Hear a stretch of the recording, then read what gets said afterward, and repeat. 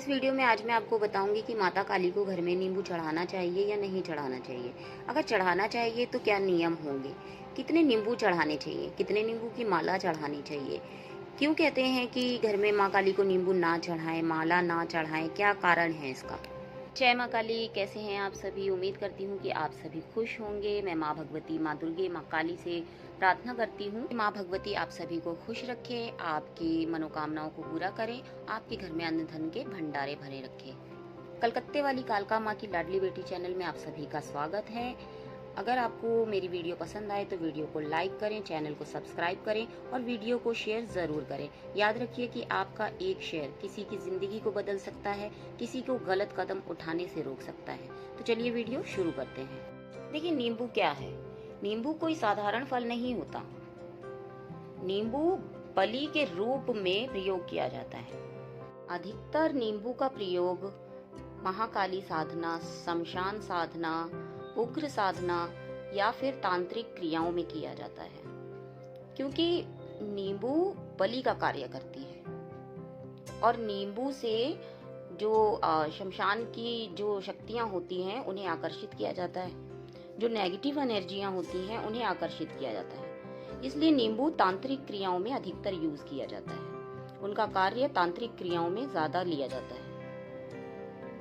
जैसे कि आपने कई बार देखा होगा, सुना भी होगा और देखा भी होगा और कि शमशान में या चौराहों पर लोग अधिकतर मुर्गे छोड़ दिया करते हैं। कई बार लोगों ने मुझे बताया कि दीदी हमने देखा चौराहे पर एक मुर्गा था, काला या लाल जैसा भी, या फिर कई बार शमशान के आसपास मुर्गा दिखता है, क्योंकि किसी के ऊपर संकट होता है और उसका उतारा करके चौराहों पे या शमशान में छोड़ दिया जाता है या उसकी बलि दे दी जाती है, तो बलि स्वरूप में मुर्गा दिया जाता है। तो उसी प्रकार से नींबू होता है। नींबू भी बलि के स्वरूप में चलाया जाता है, बलि के स्वरूप में उसका प्रयोग किया जाता है।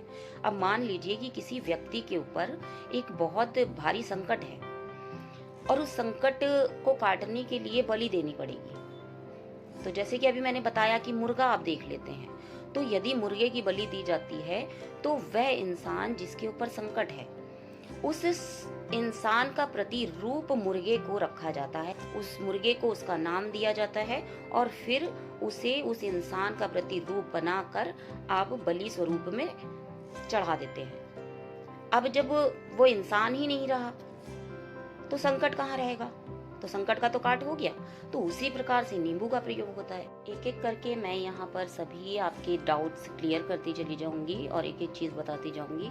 फिर भी यदि कुछ रह जाता है तो आप मुझे कमेंट बॉक्स में कमेंट करके पूछ सकते हैं, मैं उसका आंसर जरूर दूंगी, जो भी आपके क्वेश्चंस होंगे। लेकिन कोशिश करिएगा कि क्वेश्चंस जो भी हों वो टॉपिक से रिलेटेड ही हों।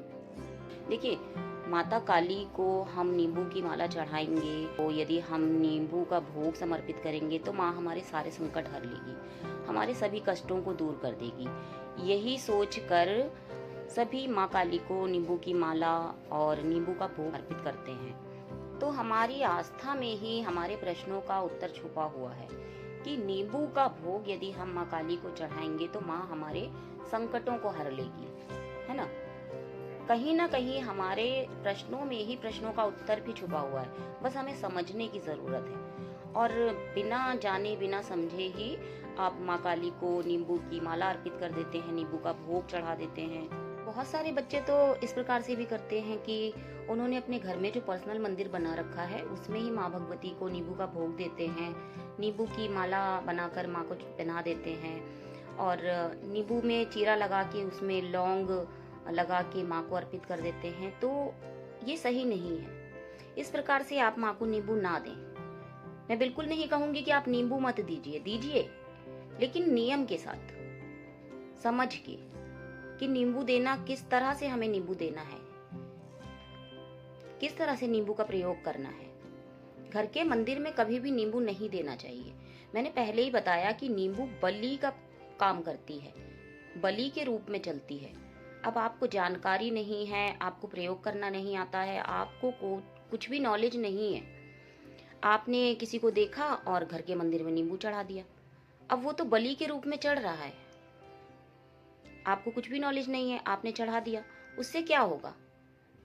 नींबू कोई साधारण फल नहीं है। मैं बार बार कहती हूँ कि नींबू कोई साधारण फल नहीं होता है। नींबू बलि के रूप में चलता है। नींबू नेगेटिव एनर्जी को आकर्षित करता है, पॉजिटिव एनर्जी को भी आकर्षित करता है, परंतु नेगेटिव एनर्जी को नींबू ज़्यादा आकर्षित करता है। इसीलिए तो नींबू से संकटों का काट किया जाता है। अब आपने बिना जानकारी के, बिना जाने घर के मंदिर में आप नींबू का भोग लगा रहे हैं। घर के मंदिर में आप माँ भगवती को नींबू की माला अर्पित कर रहे हैं।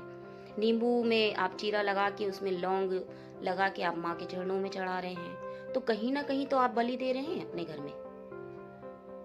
अब ऐसे में क्या होगा? आपको कुछ नॉलेज नहीं थी, आपने कोई प्रयोग नहीं किया, लेकिन आपने बलि दी, तो ऐसे में आपके स्वयं का घर का सर्वनाश होगा। देखिए, सभी चाहते हैं कि माँ भगवती हमारे साथ माँ स्वरूप में चले, और जब हमें माँ स्वरूप में माँ को चलाना है तो नींबू की आवश्यकता क्यों है? बलि देने की आवश्यकता क्यों है? माँ पान पेड़े से खुश हो जाती है, माँ लौंग बताशे से खुश हो जाती है, माँ मिश्री से खुश हो जाती है, हलवा पूड़ी से खुश हो जाती है। तो नींबू की जरूरत नहीं है। तो आप ऐसे नींबू ना दें, क्योंकि इस प्रकार से नींबू देना आपके लिए हानिकारक होगा। कहीं ना कहीं वह नींबू आपके घर के आसपास की जो भी नेगेटिविटी होगी, नकारात्मक शक्ति होगी, उन्हें आकर्षित करेगा, और अनजाने में ही आप अपने घर में किसी न किसी नकारात्मक शक्ति को बुला लेंगे, और फिर आपके घर में दिक्कत परेशानियां शुरू हो जाएंगी। और होता भी है। तभी तो बच्चे ये बोलते हैं कि हम इतनी पूजा पाठ करते हैं, हम तो ये भी कर रहे हैं, वो भी कर रहे हैं, फिर भी हमारे घर में प्रॉब्लम है। तो कहीं ना कहीं ये सारी प्रॉब्लम जो है आपकी खुद की भी बनाई हुई है। आपने बिना जानकारी के, बिना नॉलेज के हर चीज कर ली। तो इस प्रकार से नींबू ना दें। अगर आपको लगता है कि आपके घर में कोई प्रॉब्लम चल रही है, कोई समस्या चल रही है, कोई संकट है, तो आप किसी दरबार से जुड़े, आप किसी भगत को दिखाएं, किसी चौकी पे जाएं। क्योंकि जब कोई साधक आपको कोई प्रयोग बताता है, वह चाहे नींबू का हो या किसी भी प्रकार का प्रयोग हो, तो उससे होने वाले जो भी साइड इफेक्ट होते हैं वो वह साधक झेलता है।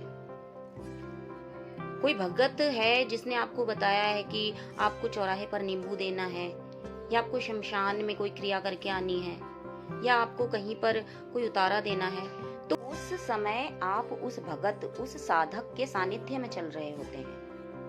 उसके द्वारा भेजी गई शक्ति आपकी सुरक्षा कर रही होती है। और फिर भी यदि कोई प्रॉब्लम होती है, उस उतारे का, उस प्रयोग का कोई भी साइड इफेक्ट होता है, तो वह भगत, वह साधक झेलता है, आपको प्रॉब्लम नहीं होती।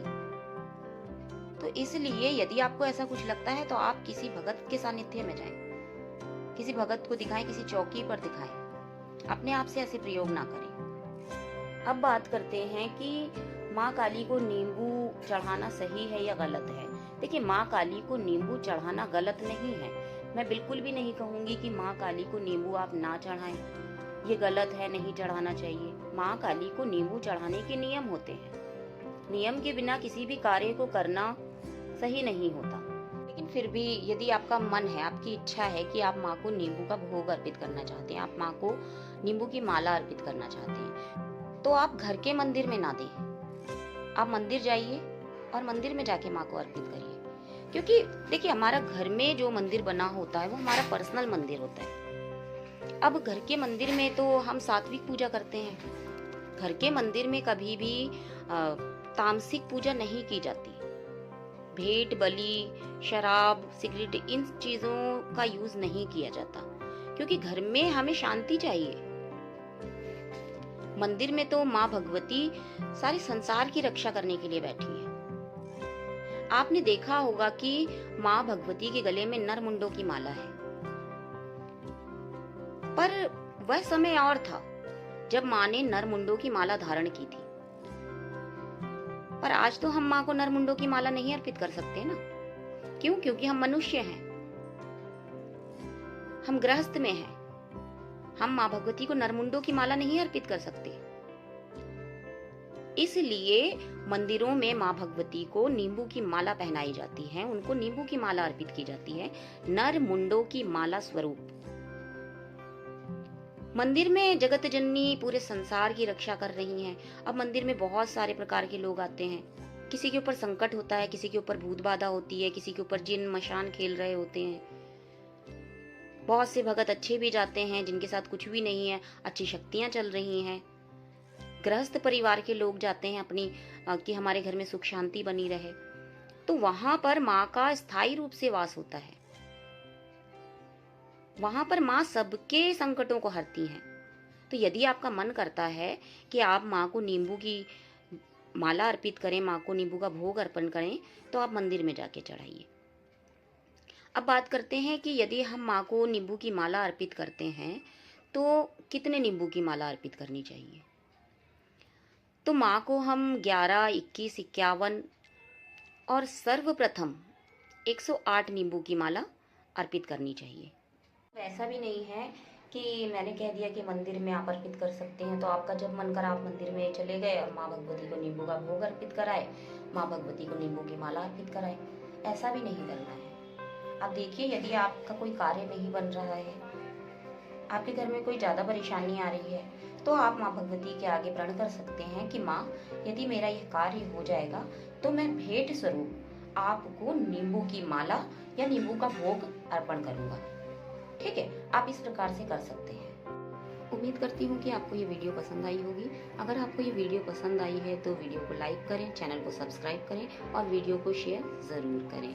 कमेंट बॉक्स में मुझे कमेंट ज़रूर करें कि आपको किस टॉपिक पे वीडियो चाहिए, और यदि आपका कोई प्रश्न है तो आप मुझे कमेंट बॉक्स में पूछ सकते हैं। फिर मिलती हूँ किसी ऐसी जानकारी के साथ। जय माँ काली, हर हर महादेव।